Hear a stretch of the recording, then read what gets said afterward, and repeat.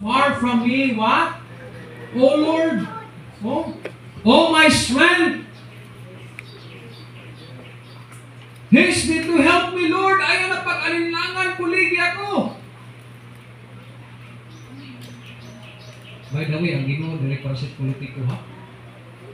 Mga panahon ng eleksyon, madali ni mo makita. Pero human eleksyon, waray na. Warawara na.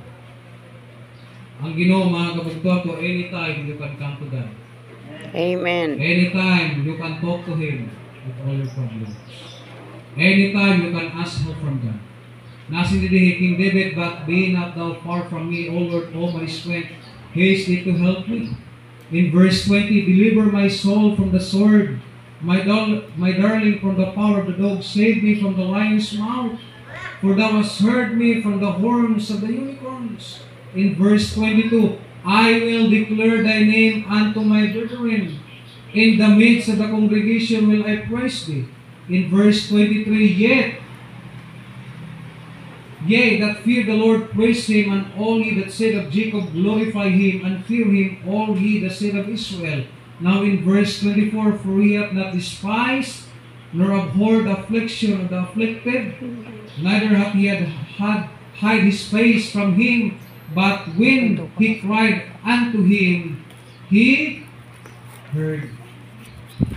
Panahon kuno nga naarko kang bulig ang Ginoo, andam mamati nga aton.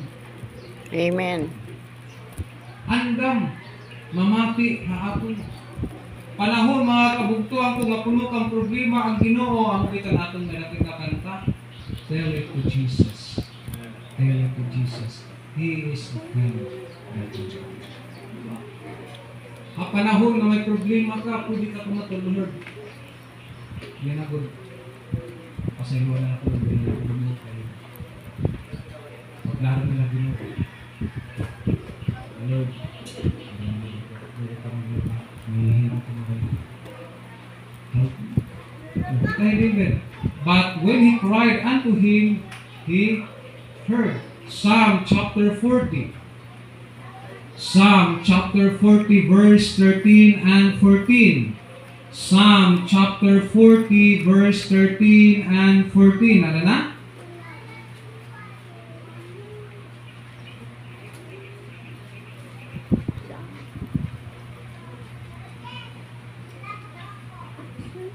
Verse 13.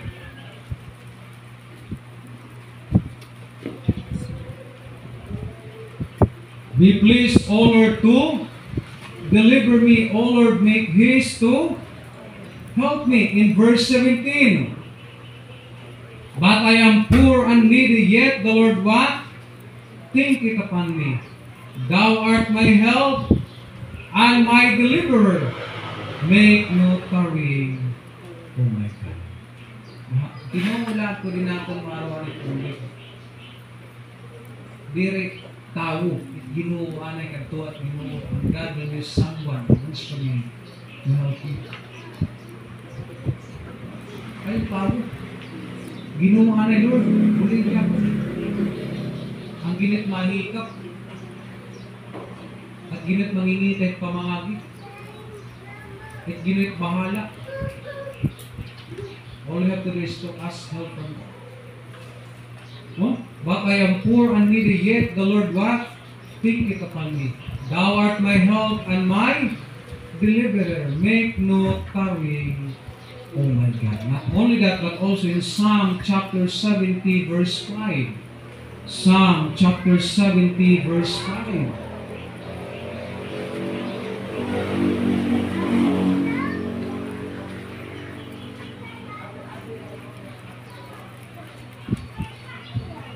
Psalm 70, verse 5.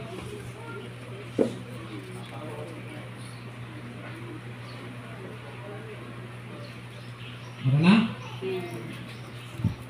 Sige. But I am poor and what? And needy. Make haste unto me, O God, thou art my help and my deliverer. O Lord, make no. Gibalik mo, Lord, nag-remind kita. Not only that, Psalm 71 verse 12. Psalm 71 verse 12. O God, be not far from me, O my God. Make haste for my help. Ginoo. Not only that, Psalm 141 verse 1.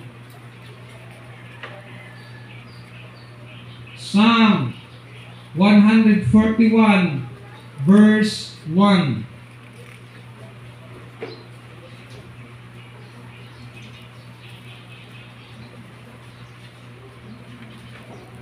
Psalm 141 verse 1.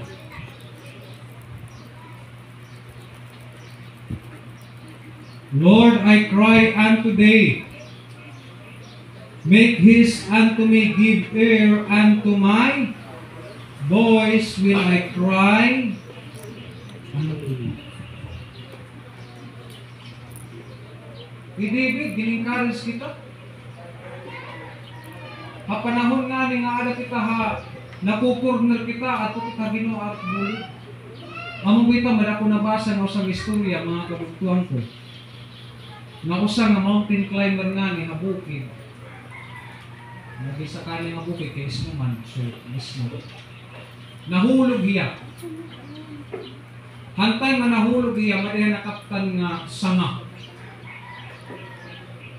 Amo lang niya ginki kinapansan. And he cried to us help kung himat nakakabati. And there's a voice nga nasaring, ika dito nimo kamot ha akon. Pero wala nga nakikita na tao.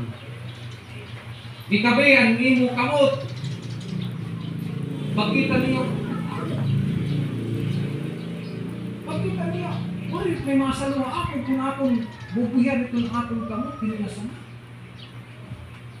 So, bulig! Maray po kay Panginoon sa mga. Until such time mga kabugtuan ko nga namatay na lahiya. Agit-hap ko.